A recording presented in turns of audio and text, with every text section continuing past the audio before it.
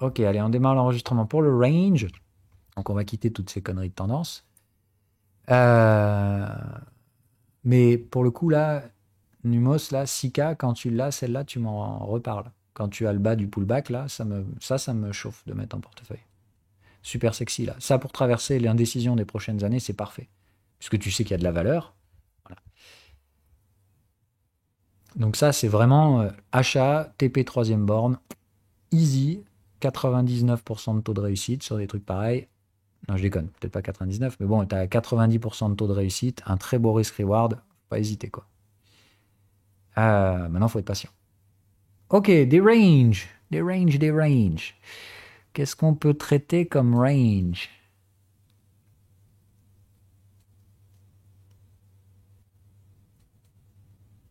Ok, super. Bah, super boîte. Donc, carrément. Et ça tiendra très bien jusqu'à 2028 et tout ça, ça. Donc, tu m'en reparles dès que tu prends tes achats là-dessus. Tu me le dis. Ça m'intéresse. Next, pardon. Donc, on revient sur le range pour tout le monde. Donc, où est-ce qu'on va chercher du range? Guidez-moi.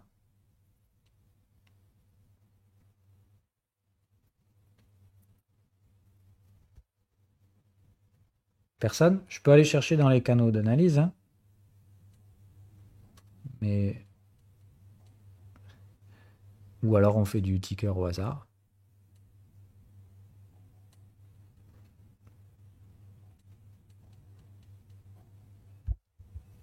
Allez, on va faire le best range du moment.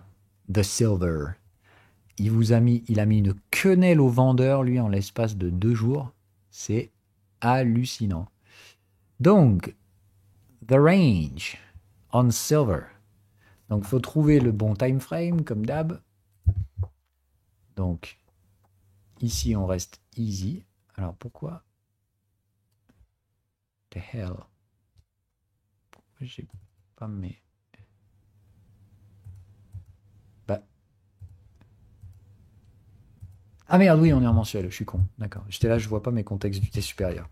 Bon, donc on est déjà en mensuel. Ok, mensuel. On a eu une structure de tendance, a priori. En tout cas, un truc plutôt tendanciel. Troisième borne. Ça va à peu près pour tout le monde? Ok. Donc un truc comme ça, vous devez avoir cette zone spéculative. Je vous dis, quand les Mongoliens là, de Wall Street Bet, ils achetaient à 30 $, j'étais sûr qu'ils allaient se faire démonter. Maintenant, qu'est-ce qui a le plus de chances de se produire quand même? Parce que donc, il y a quand même une belle moyenne. Elle a été payée là. Je vous parie qu'on est en train de la repayer là d'ailleurs.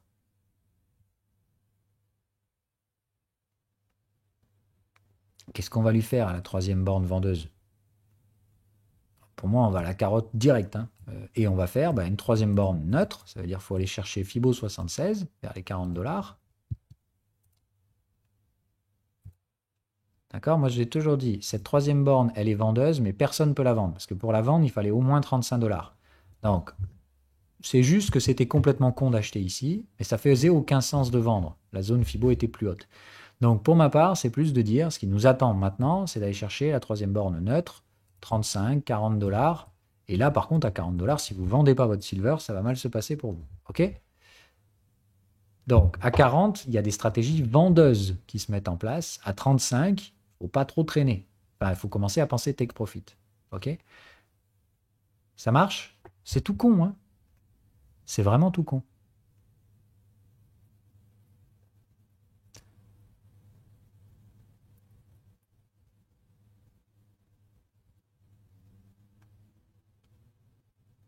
Non, non, non. Moi, c'était plus de dire, la troisième borne vendeuse, je sais depuis le début qu'on va la casser. Donc, le deal, c'était déjà, est-ce qu'on va la valider? Donc, quand on l'a validée, je me suis dit, ok, super. Je sais que j'aurai un ratio 1 pour 1. Bon, ça, je ne veux pas vous faire chier là-dessus. Mais une troisième borne validée, quand on la casse, on reborde toujours ratio 1 pour 1. Donc, je sais tout. Depuis le début, je vise 35-37. Donc, à partir de là, ça devenait viable en termes de risk-reward d'acheter. D'accord? Moi, j'achète depuis 22. Donc, c'était de dire ici, j'achète avec un stop ici et je gagne 2 pour 1. Tu vois ce que je veux dire ou pas? Bon, là, je vais vous perdre et c'est pas très malin ce que je suis en train de faire. Mais j'essaie bon, tu me poses une question, je te réponds, ok? Mais voilà pourquoi j'achète à partir de 22. Maintenant, plus ça baisse, plus ça me va, moi, hein. Ah ben oui, par contre, c'est de dire, de toute façon, je sais qu'on va reporter le ratio 1 pour 1. Donc, plus on baisse, plus de toute façon, on va monter derrière. Donc, moi, si tu veux, aujourd'hui, je pense qu'on peut même pratiquement légitimement atteindre 40 $ avec la baisse qu'on a faite. Puisque bah, il faut prendre des ratios 1 pour 1. Donc, je prends le plus haut à la plus basse clôture. Donc, c'est très bien qu'on ait pu clôturer en bas le mois dernier. Ça me permet de grappiller encore un peu plus. Voilà. Aujourd'hui, je sais que je peux viser 42,80 $ au maximum, hein. Ça veut juste dire qu'à 42, bah, qu'est-ce qu'on a? En plus, on est dans la zone où j'ai dit qu'ici, franchement, faut pas être long, quoi. Faut être short. Euh, voilà. Moi, pour ma part, tout indique que le silver, on va monter là comme des cochons. Et évidemment, le principal problème, c'est que beaucoup d'entre vous auront reconnu cette structure. C'est une fucking tasse avec anse. D'accord? Donc, tac, le gros rounding bottom, le double top ou presque, la anse, et on arrive ici. Donc, moi, je shorterai pas 42, hein. Enfin, voilà. Je shorterai jamais cette zone-là. Par contre, je peux te dire que si je fais pas de TP, je suis con. Donc, je ferai clairement un TP. Mais vous le savez, le silver est une commodities, etc. Tutti quanti, vous avez compris le délire. Donc, je vous l'ai dit, c'est ma plus grosse exposition de portefeuille en termes de prise de risque. D'accord? C'est-à-dire c'est là où j'ai les plus grosses tailles de position. Maintenant, j'ai des stop-loss pour couper si ça se passe pas bien. Ok? Mais par contre, je vais charger comme un fils de pute le silver. Et plus il va monter, plus je vais réinvestir le risque. Parce que, bah voilà, j'ai raté le trade sur le pétrole, j'ai bien géré mon gold l'année dernière, mais silver, la tasse avec anse trimestrielle, je peux te dire que celle-là, je la garde tant qu'on est dans l'ère des comos. Donc, c'est un trade avec une durée de vie et une expiration. On en a parlé. Pour moi, ça, si 2025, j'ai pas eu mes objectifs, je me reposerai la question. Donc, pour moi, je suis pratiquement sûr qu'on ira là. Maintenant, est-ce qu'on cassera la tasse avec Hans pour aller to the moon sur le silver? J'ai pas la réponse. Mais ici, je ne serai pas short. Je vais juste faire un gros TP. Et je garderai une partie de la position au cas où ça part en couille. Et alors là, si ça part en couille, je peux prendre ma retraite dans un an, hein. Enfin, voilà. C'est plus de dire, si le silver, ça devient aussi débile qu'on a été débile sur le pétrole et tout ça, hein, et dans ce cas-là, en excès, on va chercher, je sais pas, du 100 $ l'once, là, je peux prendre ma retraite. Voilà. Et je vous sais pas, moi je l'ai toujours dit, j'exploite des opportunités avec une gestion du risque.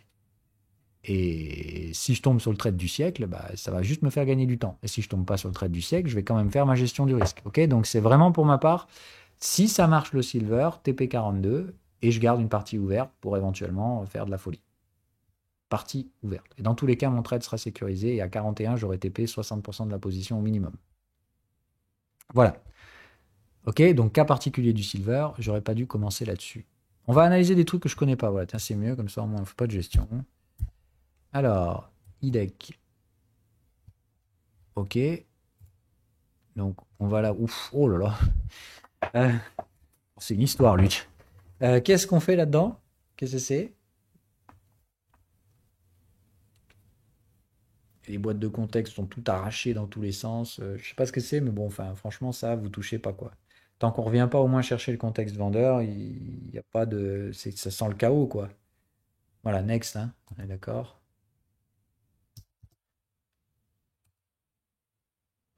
Ok. Ah, bah là, on va avoir un beau range. Ok.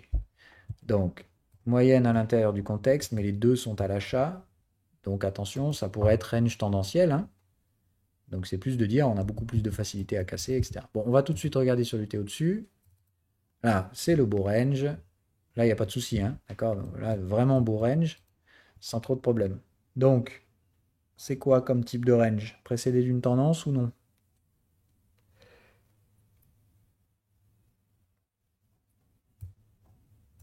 Ça fait un moment qu'on est en range, et là, on a été en belle tendance. Ok. Donc, tendance, suivi d'un range. Où est la troisième borne? Voilà. Faites en double top. Donc, tac, tac, tac. Tac, tac. Voilà, c'est de dire, bon, là, théoriquement, on est même en range trimestriel, hein, mais on n'a pas les indicateurs en trimestriel. OK? Donc là, bah, dans tous les cas, vous êtes sur une cinquième, machin, je sais pas combienième de borne. On s'en bat les couilles. Qu'est-ce qu'on applique ici?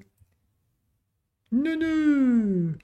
On prend le sommet, le point bas, on pose le cerveau et on laisse se réfléchir les cons. Voilà. Ok? Donc, qu'est-ce que vous aviez comme stratégie de trading là-dedans? Est-ce qu'il y avait une stratégie de trading qui était pas trop mal?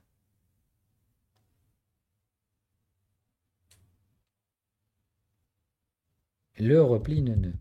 Voilà. Après, il n'était pas fantastique non plus, parce que normalement, rappelez-vous, il faut que vous ayez le contexte pas loin. Bon, là, c'est de dire l'algo a refusé de retourner le contexte ici. Mais voilà. Bon, donc ici, si vous tradiez ça, c'était gentil, gentil, hein. On y va tout petit levier. Là, on peut pas mettre 2% de risque sur un truc comme ça. Ouais, bah, toujours, vous récoltez vos infos, hein. Ok, donc si on se met en neuneu, on se met dans notre contexte. Merde.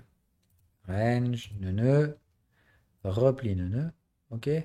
Le prix doit être proche du contexte, dans la zone FIBO, un breakout sine wave optionnel et des signaux de momentum optionnels. Donc là, déjà, le prix est proche du contexte, on n'a pas. D'accord? Puisque le contexte est en bas. Les signaux de momentum, il y a nada. Bon, il y a une petite divergence, et encore, franchement, mon cul, quoi. Donc, pas de signaux momentum, pas de cassure sine wave, pas de contexte proche. Là, si vous me tradez ce truc-là avec 2% de risque, ça va pas du tout, hein. D'accord? Moi, franchement, je trouve que déjà, il est très difficile à trader, ce truc. Très, très difficile. Je pense que moi, je l'aurais même pas pris. Voilà. Mais il y avait un repli neuneu, ce qui veut dire que vous savez une seule chose, sont où ces objectifs? Là et là. Donc, vous savez déjà plus ou moins où on a pas mal de chances d'aller chercher les objectifs de ce trade. Et qu'est-ce qui se passe là-haut? Eh bien, on a la borne neuneu, puisqu'on est déjà au-dessus des contextes. Donc, vous savez tout de suite qu'ici, vous pouvez placer des ordres de vente à 30,85 avec pour objectif le retour au milieu. Et c'est tout, hein. Attention, la vente, c'est pas de viser l'autre borne, hein. C'est vraiment là, dès qu'on arrive au milieu, terminé, ciao, on prend ses sous, on passe à autre chose. Neuneu. Ok?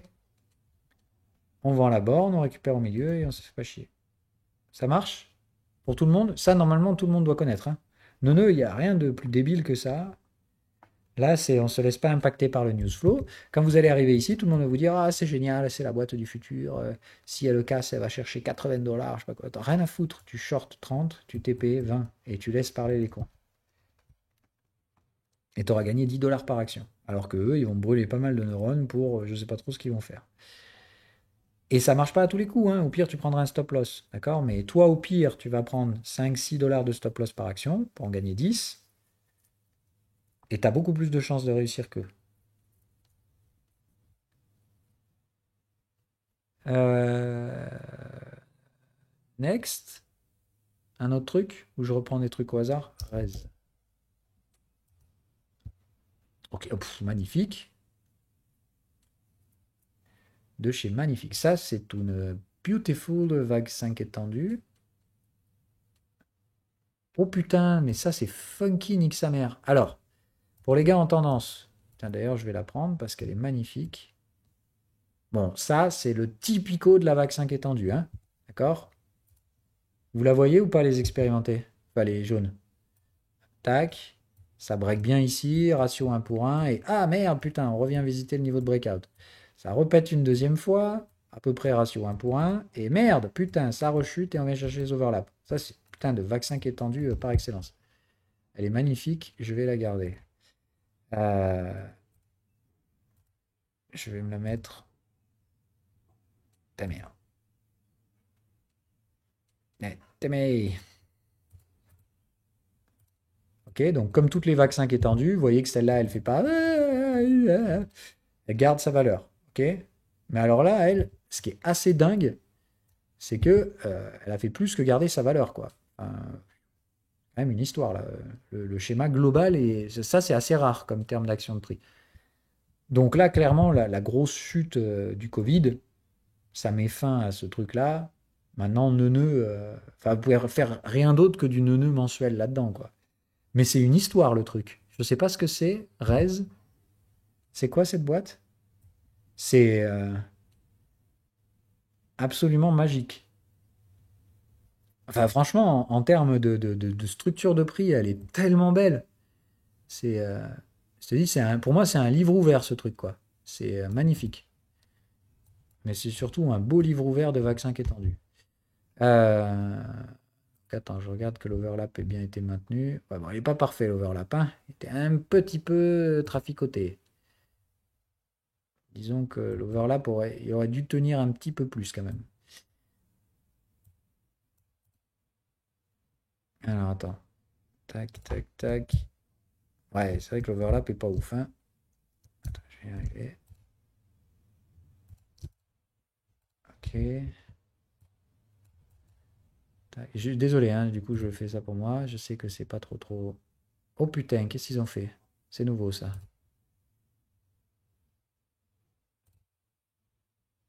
Ok, bon, c'est pas mal.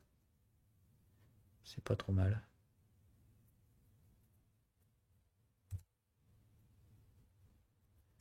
Ah, ça c'est The classic fucking vaccin qui est tendu. De Beautiful.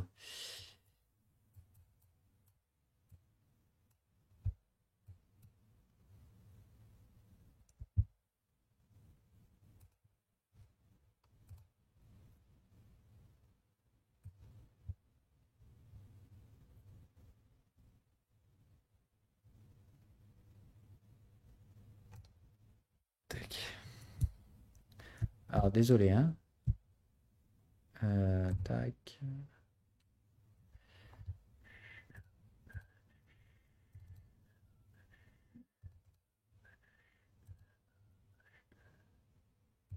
Alright.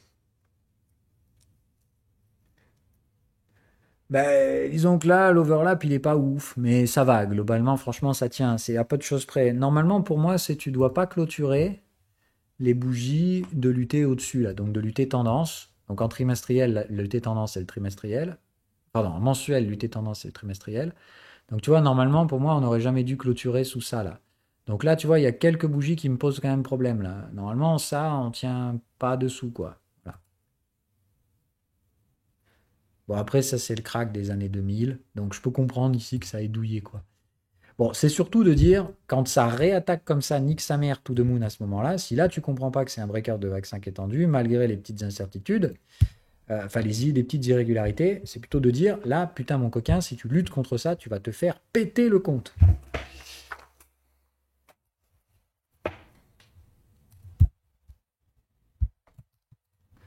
Pardon, on revient sur du range. Range, range. Je sais pas, qu'est-ce qu'on peut faire? Tiens, Bitcoin. Non, je déconne. D'autres lettres au hasard? Je fais au hasard ou vous avez des trucs? Non, non, non, mais les cryptos, on les a fait 20 fois. Donc, je veux dire, là, j'étais presque tenté d'aller chercher les ranges matures et de vous foutre les zones Fibo pour que vous voyez que la zone actuelle sur Bitcoin, on n'a rien à foutre et que ça va continuer de monter. Avec un beau flux haussier d'ailleurs. Mais, mais Atom, c'est pareil, hein. Si vous comprenez pas que ça, c'est un gros fucking range et qu'il n'y a aucune chance qu'on finisse pas par retaper les 34, vous faites comme vous voulez, quoi. Voilà. Moi, j'ai dit, au pire du pire, Atom, ce qui peut lui arriver, c'est qu'on rejette les 22 et on va revenir chercher un repli neuneux. Et ça nous enverra tout droit à 35 derrière. Voilà. Donc, vous faites comme vous voulez. Moi, Atom, je me suis fait surprendre comme beaucoup de monde. Et il y a donc deux solutions. Soit on va faire ma stratégie de retour à la moyenne avec les dévaluations. Et dans ce cas-là, bah, qu'est-ce qui va se passer? On va revenir ici, il ne se passera plus rien. Et on va probablement aller chercher 35 où ça va shorter un peu. Mais si on les casse, derrière, terminé. Il n'y a plus un vendeur et on va racler tout le monde, hein. Donc après, il y a une grosse zone de résistance à 35 sur Atom. Ça, c'est clair. Enfin, 34, ça va être un monstre aux plantes à passer. Mais c'est juste de dire, c'est une zone spéculative. Là-bas, il va y avoir des gens qui vont spéculer à la vente. La question, c'est bah, quelle est la demande en face? D'accord? Il y a des gens qui vont amener du supply. Moi, y compris, hein, à 35 dollars, j'y réfléchirai en fonction de la stratégie à relâcher une partie de ce que j'ai acheté, hein. Avec des beaux gains, hein. Voilà. Mais il faut que vous raisonniez range. Voilà, c'est de dire, il y avait une structure de tendance, elle n'a pas marché. Donc, il y a deux options. Soit c'était une anomalie de liquidation, et on va reprendre la tendance. Et là, je vous l'ai dit, on était en vaccin qui est tendu sur Atom. Donc, les 100 dollars, c'est le minimum. Je vous l'ai dit, je vous le redis, hein. vous faites ce que vous voulez. Moi, je pense qu'on s'est fait enculer par cette merde de Terra et qu'on va d'une part récupérer les 20 dollars et derrière, ça risque de partir vénère parce que si ça bloque pas à 35, c'est tout de moon. Et option numéro 2, c'était pas un aléa de marché, c'était vraiment une chute de valeur. Dans ce cas-là, c'est un range. Et dans ce cas-là, bah, on traite les bornes. Point. OK? Traite les bornes. Complètement con. Voilà. Là, on est sous les contextes, dans la zone FIBO. Si tu payais pas à 10 dollars, je comprends pas ce que tu as dans la tête. Mais celui qui vendait des atomes à 10 dollars, lui, je ne paie pas cher de sa peau, quoi. D'accord? Minimum pour vendre atomes, c'est la médiane du range. 22 dollars. En dessous de 22 dollars, tu vends dans le bas de range. Je vous dis de faire l'inverse. D'accord? Ce qu'on fait dans un range, c'est on achète bas, on vend au milieu. Point. On ne se pose pas plus de questions que ça. D'accord? Dans un range, on trade con. Donc, soit je me suis fait prendre par un actif qui n'est pas si haussier que je l'imaginais. Dans ce cas-là, on fait sa gestion du risque sur la médiane, terminé, on passe à autre chose. Soit, comme moi je le pense, et tant que ma pattern de dévaluation reste active, je pense qu'on s'est juste mangé une dévaluation complètement stupide et que bah, les mêmes effets rétroactifs, les mêmes effets négatifs qu'on a connus vont devenir positifs. Tout le monde va se mettre à acheter de l'atome parce qu'au final, c'est peut-être pas si mauvais que ça, etc. Et il n'y en a pas assez pour tout le monde. C'est QFD. Donc moi, je veux voir déjà ce qui va se passer à 22 dollars. Et selon ce qui se passe, j'agirai. Si on rechute ici, je peux vous dire que je vais recharger comme un cochon à 10 dollars. Si jamais on ne recharge pas et qu'on continue de pousser, je ferai attention aux 35. Et s'il passe, je te sors les positions en levier de ma vie. OK? Parce que là, je peux te dire que du supply atom, j'en ai pour le collatéraliser. Ça veut dire que si je commence à trader en margin au-dessus de 40 dollars, ça va pas être joli à voir. Ah, j'ai près de 30% de mon portefeuille en atom. Donc, si atom continue de surperformer le marché ici, ça veut dire que j'ai pratiquement la moitié de mon portefeuille en atom et que je serai prêt à le collatéraliser. Ah non, à 22, oui, je vais alléger. Bien sûr. Bien sûr, bien sûr. Ben, j'en ai racheté en bas des atomes. Donc toute cette partie atomes que j'ai acheté en bas, j'ai acheté en borne nœud. Donc ça, j'ai un TP obligatoire à 22. Bien sûr. Pour moi, il n'y a pas de doute. 22, c'est sûr que je fais un TP. Je suis obligé. La question, c'est une fois qu'on aura rangé au 22, est-ce que je vais racheter ou pas? C'est ça la seule question que j'ai. À ce moment-là, je vais regarder ce que font les compétiteurs. Si Vavax, ils arrivent à me sortir un truc chouette, etc., bah, je continuerai de rester sur un objectif de diversification. Si à ce moment-là, Vavax, ça marche pas, bah, qu'est-ce que je vais faire? Je vais shorter Avax et je vais acheter Atom. Je vais faire de l'arbitrage. OK? Donc, pour moi, les dealers de... Putain, on est reparti en couille. Bon, on reste sur les ranges. OK? On ne fait pas des analyses de gestion, etc. C'est autant pour moi.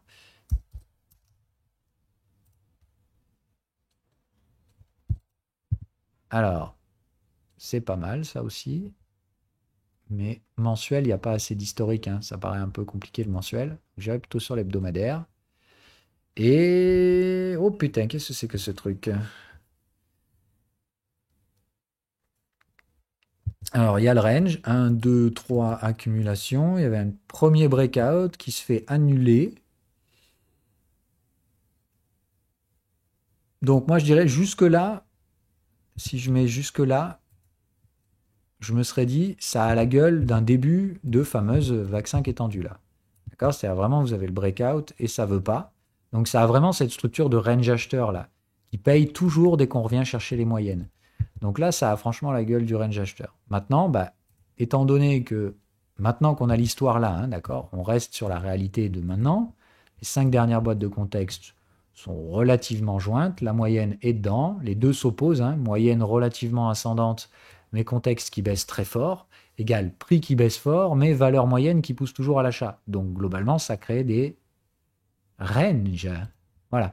Est-ce que ça a été concrètement précédé d'une tendance? Bah, clairement, vous voyez bien que non, quoi. Enfin, moi, j'ai du mal. Là, ça, franchement, ça commençait à ressembler à une tendance et puis hop, plus du tout. Donc, pour moi, il n'y a juste aucune structure sur ce truc. Vous voyez, il n'y a jamais eu. C'est cyclique, quoi. Donc, je ne sais pas ce que c'est. Ça a quand même l'air plus haussier que baissier, on va pas se mentir. Donc, je dirais plutôt range tendanciel. Mais en attendant, foutez-moi du neuneu là-dedans. Donc là, si tu n'achètes pas ici, moi, ça, c'est open bar. Tu peux payer ça comme tu veux ici, là. Tu payes et tu fais ton TP là. C'est voilà, pratiquement certain que ça ira chercher 24 dollars et tu fais x2 dessus. Tu passes de 11 à 24. Tu payes spot, hein, puisque là, la taille du stop loss, c'est pratiquement zéro. Hein. Donc on est d'accord, ça c'est spot avec un petit x2 assez facile à faire là-dessus. C'est une biotech dans l'oncologie. Donc je peux te dire direct, c'est un super bon trade.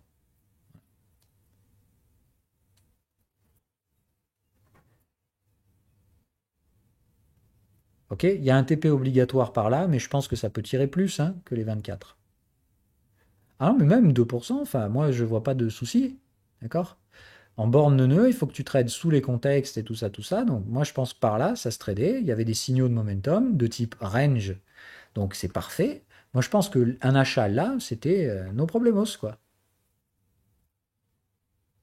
Ça, là, moi, sur ce signal-là, je te dis, j'ai aucun souci à payer ça, objectif là, quoi.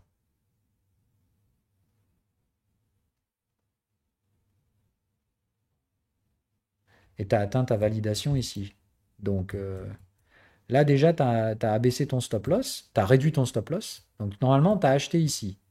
Tu es validé ici. Donc là, tu as mis ton stop sous le point bas. Pour que je dise pas de conneries. Je sais pas, même moi, des fois, oui, je l'ai fait le président, mais du coup, souvent même, j'y reviens moins, quoi. Hein.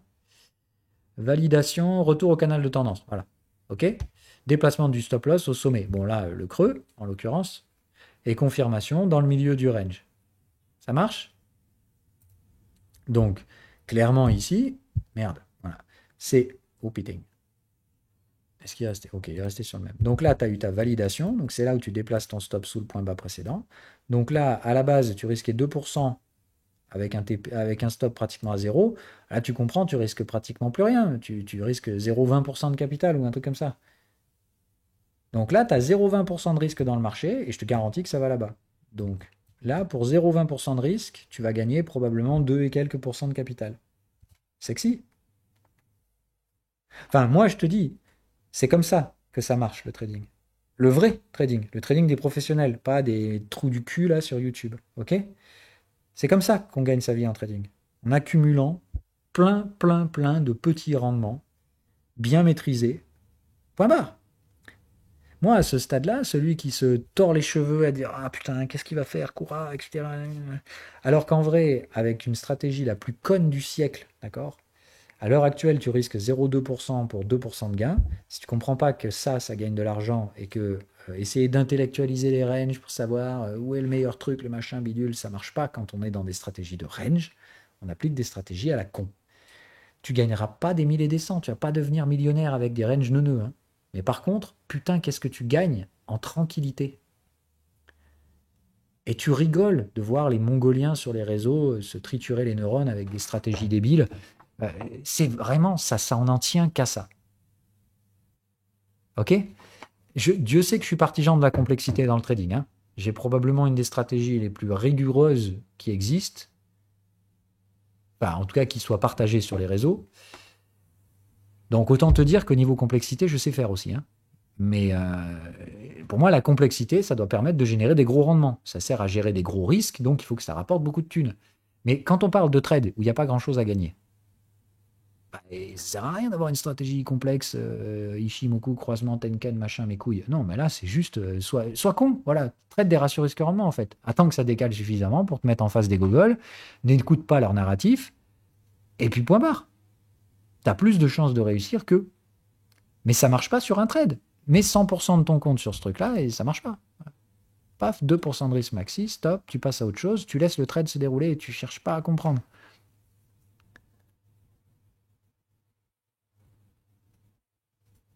Autre chose, on a encore que 20 minutes, donc on peut en bouffer autant que vous voulez. Hein. De toute façon, non, je dis, les analyses sont débiles, hein, donc ça peut aller très vite, quoi. Non, non, 2%, ton stop loss ici, c'est zéro. Donc, bah, t'achètes 2% de la valeur de ton portefeuille de ce truc-là. Oui, TRB, ça va être du neuneu à souhait, oui.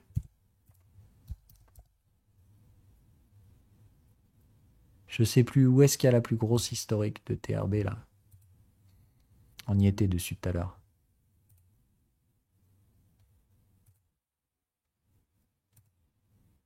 Non, punaise.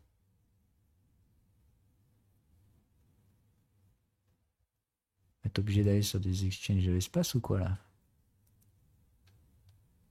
Ah oui, non, c'est pas mal. Je crois que c'est celui-là, le max. Mais je me rappelle. Là, c'était là que notre ami nous avait fait découvrir le projet. Là, c'est là que j'avais acheté, je crois. C'est ça. Enfin bref, bon, donc depuis, hein, ok, blam, blam, blam, moyenne et contexte baissier. Donc attention au range vendeur, ça a bien rejeté dans les contextes. Donc c'est plutôt un truc qui tire vers zéro, ça. Donc on fait gaffe. Hein. Creux sommet descendant, ça vend dans les contextes vendeurs. C'est voilà, c'est pas bon ça. C'est clairement ça tire vers zéro. Donc de base, quand il s'agit d'acheter un actif, on essaie de rester sur des actifs qui ont de la valeur, messieurs, s'il vous plaît. Ok? Donc moi je suis navré, mais TRB, ça pue la merde. Et là, ça sent encore la bonne vieille stratégie du pump and dump à court terme. Voilà, je te fais monter la sauce, et qu'est-ce qui se passe? Allez, bim, d'un coup, tu découvres que, ah merde, c'était pas génial, d'accord? Là, le machin, là, en l'espace de quoi? En l'espace de 30 jours, ça a perdu 60%. Quoi, comment, pourquoi? Je me suis renseigné à la fin, hein, quand même, sur TRB, c'est vraiment des glands, d'accord? Euh, alors, pas tous, mais il y en a dans l'équipe, c'est vraiment comme, etc. Et eux, ça va être les fils de pute d'arnaqueurs de base. Voilà, ça short dans les contextes. Donc, arrêtez d'acheter ce truc-là. Ça tire vers zéro, point barre. Ça ira pas plus bas que zéro. Donc, voilà. Mais il y a bien un moment donné où ça va tendre sur des tendances baissières log, c'est-à-dire ça va tendre vers zéro. Hein. Enfin, je suis navré. Pour moi, il n'y a pas d'argent à mettre là-dedans. Ça sent trop mauvais. Voilà. Moi, tant que ça casse pas au moins une résistance, je vois même pas pourquoi vous achèteriez. Voilà. T'as qu'à voir. Les zones neuneux, à mon avis, elles ont même pas réagi. Donc, allons jusqu'au bout, sans a priori personnel. D'accord? Donc là, pour l'instant, ton nœud, il serait là. Tu peux rien faire, tu vois ce que je veux dire?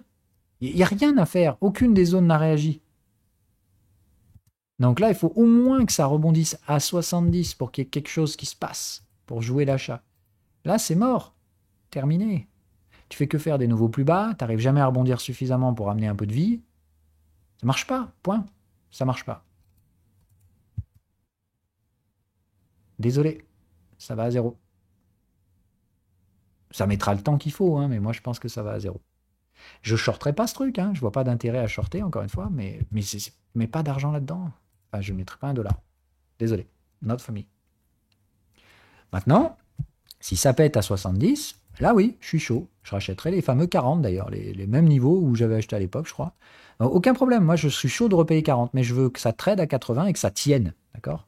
Parce que c'est ça le problème de ces valeurs, c'est que si elles montent, il y a tellement de supply qui va être vendu que ça ne peut pas monter. Enfin, déjà c'est difficile d'arriver à monter là-bas, il faut trouver des acheteurs, et puis il faut arriver à tenir le prix. Mais là, il n'y a que des acheteurs au mieux spéculatifs, c'est-à-dire des mecs qui jouent à pump and dump. Mais pump and dump, ça ne tient pas à la valeur, c'est justement là le problème. Donc pour moi, ça me paraît très compliqué. Hein. Ça sent mauvais depuis le début. Et puis dès que j'ai vraiment compris ce que c'était que ce projet, c'est-à-dire que ça a été une coquille vide et que ça ne sert à rien. Enfin, c'est pas une coquille vide, mais ça sert à rien. Non, ça valait bien le coup au début parce qu'il y avait de la croissance, il y avait machin.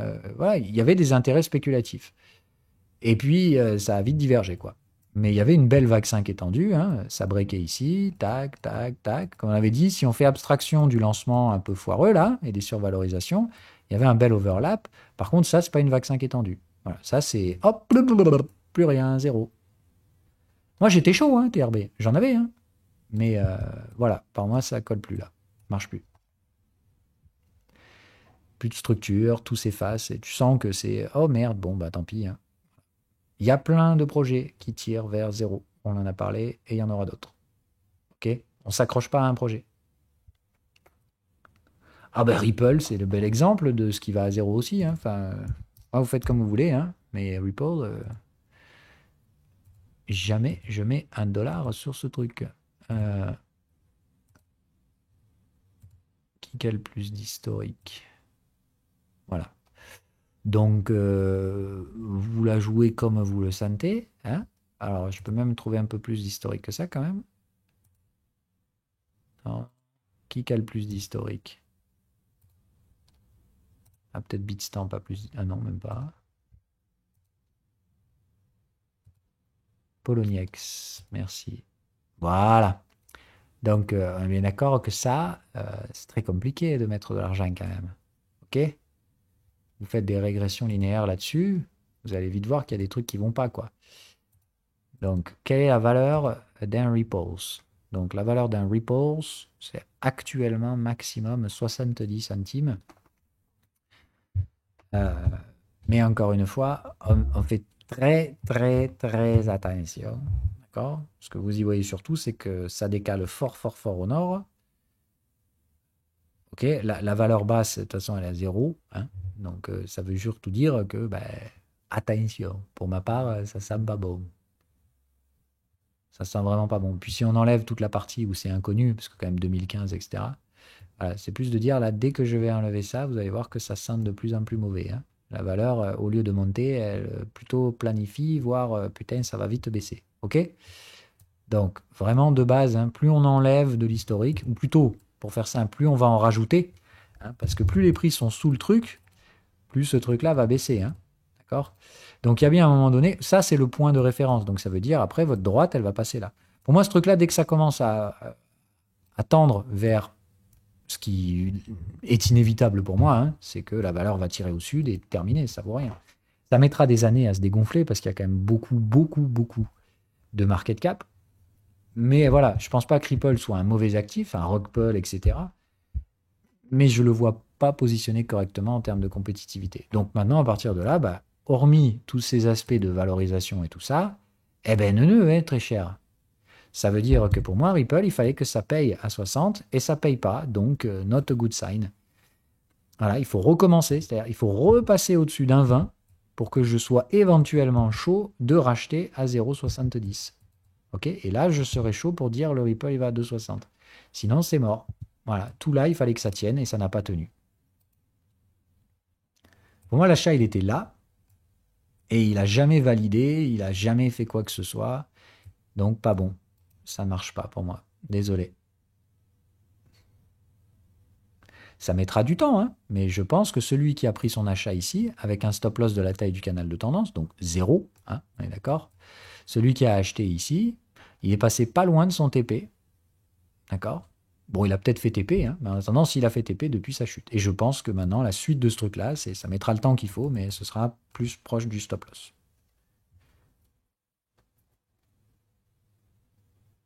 Ok, ces stratégies ne marchent pas 100% du temps, hein, mais là, vous aviez un très beau repli neuneux, point bas, tac, tac, tac. Ça, moi, franchement, ici, ça valait le coup de payer et de sécuriser son trade. Ça n'a pas touché le canal de tendance pour vraiment mettre un stop loss ici. Donc je pense qu'aujourd'hui, vous êtes toujours dans ce trade, mais il y a de plus en plus de chances que dans les années à venir, ça tire vers votre stop loss. Maintenant, vous avez acheté spot, donc vous êtes dedans et vous, putain, mais vous réfléchissez pas, quoi. De toute façon, ici, il n'y a pas de repli neuneux, on l'a dit, le contexte, il est en bas, d'accord, donc c'est très compliqué à mettre en place. Il y a beaucoup d'éléments, il n'y a pas de signaux de momentum, pas de cassure de cycle, il n'y a rien. Donc c'était très compliqué pour moi de prendre cet achat, mais la zone à faible risque, elle était là. C'est là la zone spéculative. Maintenant, vous n'aviez pas la gestion du risque pour rentrer. Ça marche? C'est-à-dire que c'était très risqué de prendre ce trade. Mais il y avait une zone de gestion. Hein. Voilà, il n'y avait pas de doute là-dessus. Ça veut dire que celui qui y allait ici, malgré tout, c'est-à-dire sans aucune gestion du risque et tutti quanti, bah ok, mais 0,5% de capital. Voilà. Et ce que vous montre le truc, c'est qu'on va probablement aller vers le stop loss plus qu'autre chose. Voilà. Après, c'est ce que la technique me dit. Hein. Voilà.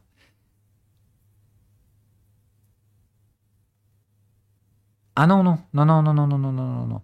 Bon, sauf s'il s'agit de mèches d'introduction. C'est-à-dire, par exemple, c'est très difficile mais de faire un... Si c'est des mèches où il y a très peu de liquidité, typiquement les liquidity bootstrap, etc. On va dire la première bougie de l'historique d'un graphique, celle-là, éventuellement, vous pouvez prendre les clôtures. Ça fait plus de sens.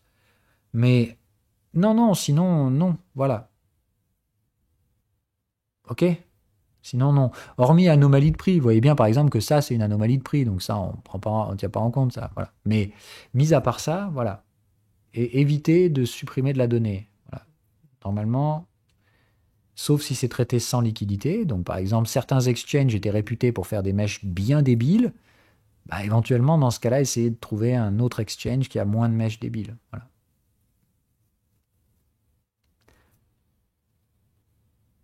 Et Dogecoin, tiens, ben voilà, on peut en parler de Dogecoin.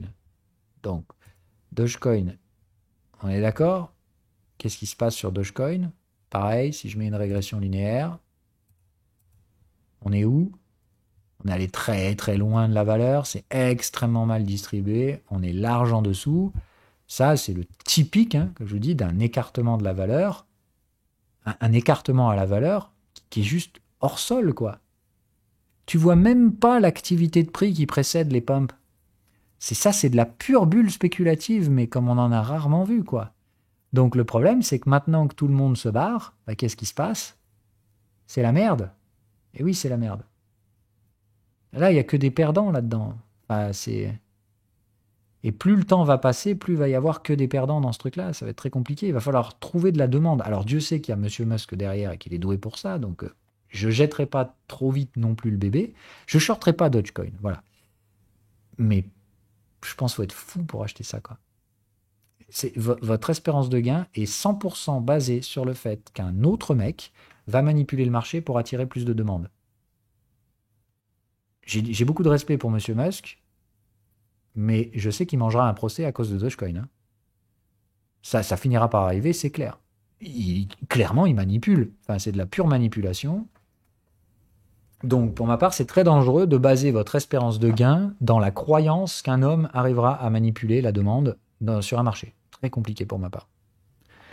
Je ne parierai pas contre Monsieur Musk. Comme je vous l'ai dit, je pense que ce bonhomme est quand même assez foncièrement intelligent dans ses démarches et plutôt, à mon avis, bien fondé. Mais je ne suis pas un believer. J'en ai rien à foutre. Je ne mettrai jamais $1 dans son truc, hein. C'est peut-être lui la baleine sur Doge. Comme je vous dis, ce serait probablement le plus logique.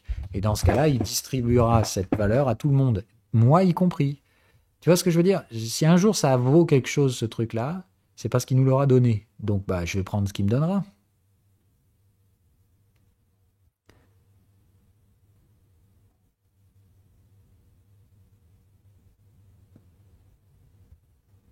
Et puis comme j'ai pas prévu d'aller sur Mars, je le vendrai. UOS, très intéressant. Ah putain oui, parce que celui-là, je l'ai bien étudié hier et très sexy.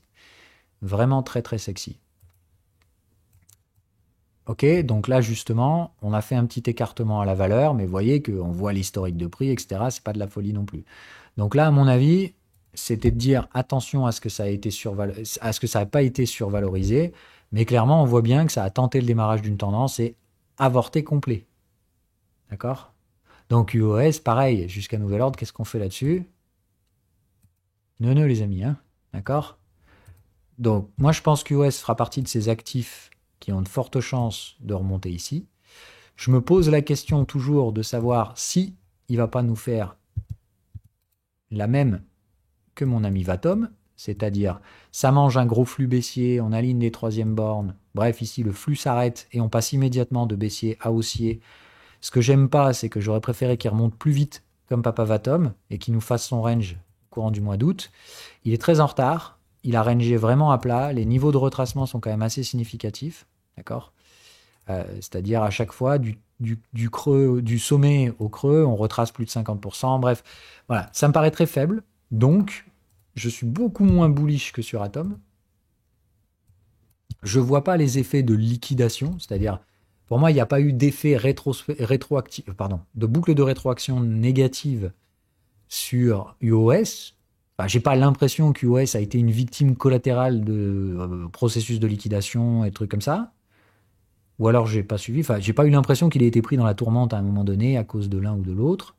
Bon, ils ont pris cher comme le reste du marché, euh, mais j'ai pas l'impression qu'il y a un vrai décalage à la valeur. Enfin surtout je vois pas la pattern, c'est-à-dire pour moi il aurait fallu remonter vite, chercher la moyenne, ce qui n'a pas été le cas.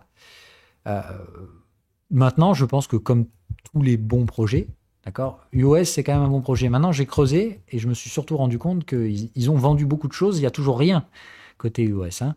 La fameuse plateforme, tout ça, mon cul, il n'y a que dalle encore. Donc il va falloir délivrer, hein. Moi, les projets qui ont vendu des trucs, je suis désolé, ça peut pas mettre 100 ans pour arriver. Ça fait plus d'un an que la plateforme, elle est annoncée, machin, qu'ils l'ont teasé, hein. Enfin, je veux dire, c'est surtout, on a déjà des images comme si la plateforme était là, mais elle est pas là, il n'y a rien, hein. Il n'y a que dalle. Donc il y a un joli tokenomics, c'est tout ça, mais il va falloir délivrer. Donc si ça délivre, pour moi, c'est minimum pour rentrer dans la dump zone, et je rechargerai sans hésiter sur cette zone-là. Mes prix d'entrée à moi, ils sont là, à 0,40. Donc pour l'instant, on revient sur des prix d'entrée pour moi. Je ne vendrai pas, je ne vois pas d'intérêt à vendre. Mais par contre, je ne remettrai pas d'argent s'il n'y a pas ça.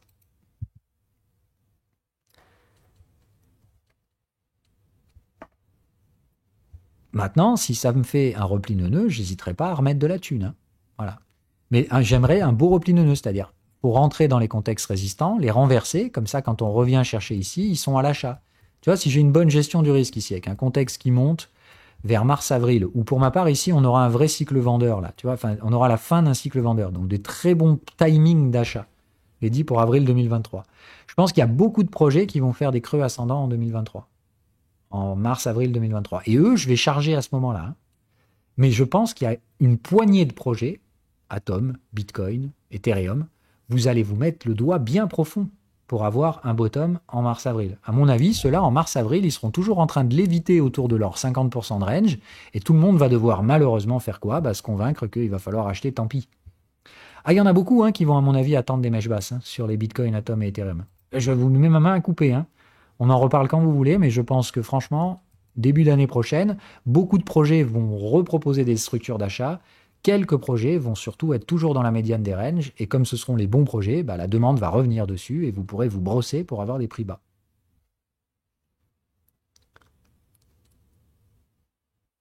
Je ne vous dis pas de ne pas attendre des mèches basses. D'accord? La stratégie, elle vous oblige à attendre des ratios risque-rendement. Je vous dis juste que c'est quand même mon métier et qu'il y a des dissensions à la valeur astronomiques sur beaucoup d'actifs et que vous n'aurez pas les troisièmes bornes sur les bons actifs. Ceux qui n'ont pas de supply et qui seront demandés, vous vous mettrez le doigt au cul pour essayer d'avoir des mèches basses. Et vous les aurez pas. D'accord? Mais ça, comme je vous dis, c'est moi qui vous apporte cette valeur ajoutée. Je préfère que vous croyiez vos indicateurs plus que moi. D'accord? Au pire, vous allez rater un trade. C'est ça que je vous dis. C'est pas grave. Mais je vous dis juste que dans ces contextes-là, vos indicateurs ne donnent pas la valeur parce que la valeur a été complètement massacrée sur certains actifs qui n'ont aucune raison de l'être. Voilà. Pour moi, les bitcoins, ils n'ont pas approuvé leur valeur à l'avenir. Elle est clairement à la hausse et on a dévié de cette valeur significativement pour aller chercher des liquidations. Ethereum, pareil, on s'en est servi pour essayer d'aller liquider 2-3 fonds. Atom s'est fait liquider à cause de cette merde de Terra. Et voilà, point. Donc pour moi, ces trucs-là, ils ont dévié à la valeur, alors qu'ils ont une valeur clairement visible. Ils n'ont pas été excessifs, aucun d'entre eux, hein. Ethereum n'a pas été excessif, Bitcoin n'a pas été excessif. Alors Ethereum l'a été un peu quand même. Là, ici, c'était un peu to the moonesque quand même, hein. Mais si on remet tout dans sa perspective, voilà, hein, ici, c'était pas to the moonesque, c'était juste reporter le range un pour un. Je dirais que quand même, au-dessus de 3002-3, on aurait peut-être pas dû être aussi con, quoi. Voilà. On a peut-être poussé un peu sur ces zones-là. Vous voyez, de toute façon, elles n'ont pas tenu bien longtemps. Peut-être été un peu excessif sur ces zones-là. Mais c'est aussi ce qui se produit dans les tendances, hein. Voilà. C'est, pour ma part, pas trop de soucis, quoi. Donc Ethereum, bah, si le merge réussit, je suis désolé les cocos. Moi, pour moi, c'est clair. Soit le merge échoue, et on a eu raison de ne pas s'enflammer et de revenir chercher les overlaps. Si le merge réussit, c'est ATH, hein. L'année prochaine. Ce ne sera pas avant, hein, mais ATH. Et avant, il n'y aura pas de repli, hein. Enfin, ou alors, il faut vraiment qu'il y ait un truc qui chie, mais pour moi, même si ça chie, tant que ça marche, même si c'est des petits bugs dans le consensus, des validateurs qui sortent, etc., ça fera jamais baisser les prix. Je vois difficilement comment ce sera le cas. On a payé les moyennes. Le mieux que vous puissiez avoir, c'est un retouchage de la moyenne. Voilà.